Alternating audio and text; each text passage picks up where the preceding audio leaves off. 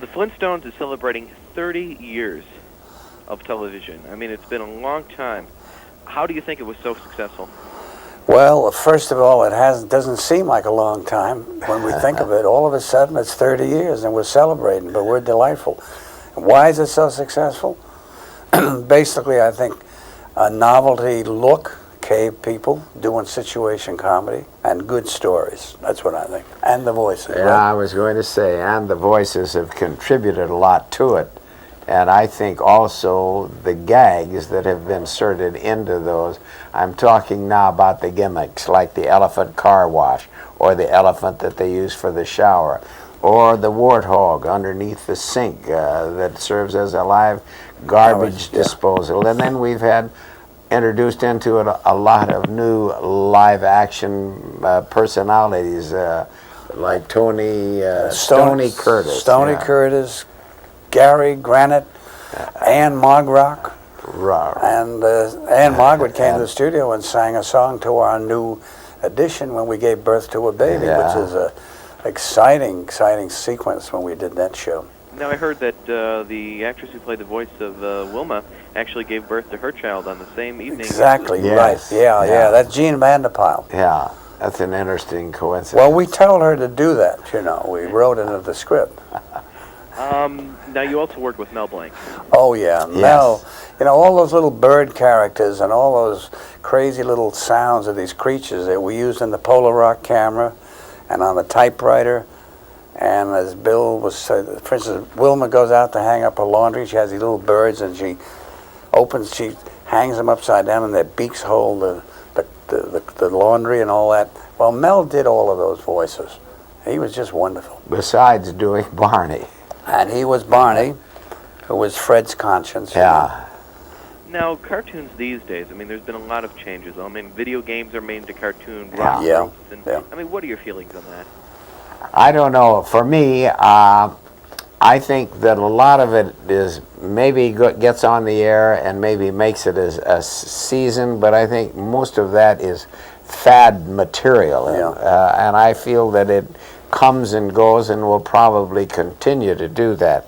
But I think to have something that is going to endure, it has to have a lot more substance than some of those, let's say, fad cartoons that are on there. The stories are so well done in the Flintstones, the voices so well cast, and the whole makeup of the show with the introduction of these other things.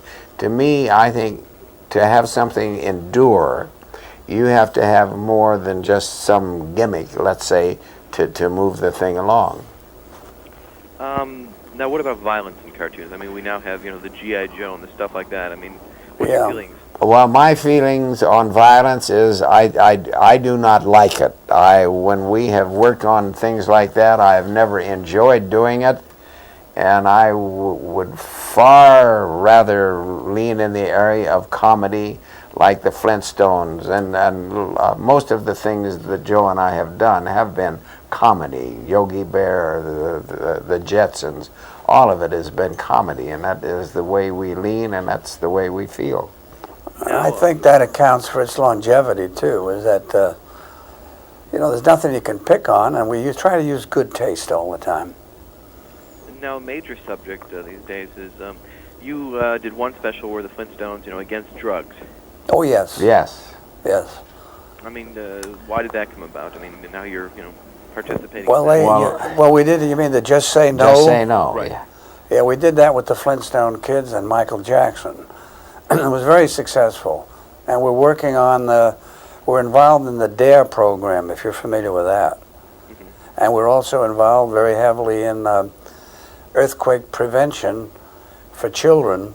We've done film on that. Yogi Bear is a spokesperson or a spokesbear for that particular show. So we're involved all around. We also set up a laugh room at the hospital, and we run our tapes there for the children that go in there. And the philosophy being, keep them laughing, you'll have to use a lot less medicine, believe me. We now have also the subject of recycling, and a lot of people are getting involved. How will the cartoons that you do in the future reflect that? Well, they're in work already. There's one feature in work called The Endanger that has to do with with saving the forest and The environment. the environment, and we're going to insert that kind of material into our cartoons. Not to lay it in heavy, but to bring it in subliminally. And it's part of our duty to do this as far as entertaining children. Do you think the children will respond to it? Well, I think the whole thing depends on the way it is done, Yeah. and I feel very confident Yeah. that the way this feature is being written and produced, it can't help but be an outstanding feature. Now, dealing with feature films, the Jetsons has actually come to the big screen now. Yeah, Yes. yeah. Well, you have an environmental situation in there where they're accidentally destroying the environment up on a satellite and wrecking the lives of some little creatures. And we resolved that, and that's not only an interesting story, but also an environmental solution. And that's part of what we're going to be doing on almost everything that we do. You have to watch what's going on in the world and insert it, but don't hit the kids on the head with it. Slide it in, you know. You have to make it entertaining, or Yeah. they're not going to watch it. Yeah, Therefore, definitely. they Yeah. won't be looking at the message. Yeah. How has cartoons affected both of your lives, personally? Well, it's been my whole life. Whether I wanted to or not, I got into it, and we've been involved heavily year in and year out, so it takes over all your time. There's not much time for anything else. Now, Bill goes out and plays polo, you know. Bill hasn't played a game of polo in 60 years. But I will say that it has been my whole life, and I just hit my 80th birthday, and I'm looking forward to letting some of the younger people do it and do it better, and let me look on and watch. And laugh, I hope. Yes, and laugh. And laugh. Make them laugh. That's the only thing I'd like to do. Dealing with the Flintstones one more time, back during the creation, did they at all resemble any of the sitcoms, sort of like the Honeymooners and the things back during that time? Yeah, well, we've been compared to the Honeymooners, and my answer to that always is, if that's what we're compared to, that's a compliment, because the Honeymooners is class stuff, and I hope we fit into that genre forever. That's the funniest cartoon I have ever looked at, were the Honeymooners. I used to laugh in those until I would cry. Well, don't cry. Any new creations? I mean, any new series coming? Well, one of the things that's complementary, in my mind, to what we do is that the Flintstones are now, the script is being written for a major motion picture live, so that's future. As far as new series, yeah, we've gone full cycle with the Tom and Jerry's. We're doing a new series based on the Tom and Jerry kids. And also, do you remember a character called Droopy? Yes. Well, we introduced a son. He has a little son called Dripple. Droopy and Dripple. And the cartoons are doing very, very well. In fact, they're thinking of putting 3 of them together and running them as a primetime special.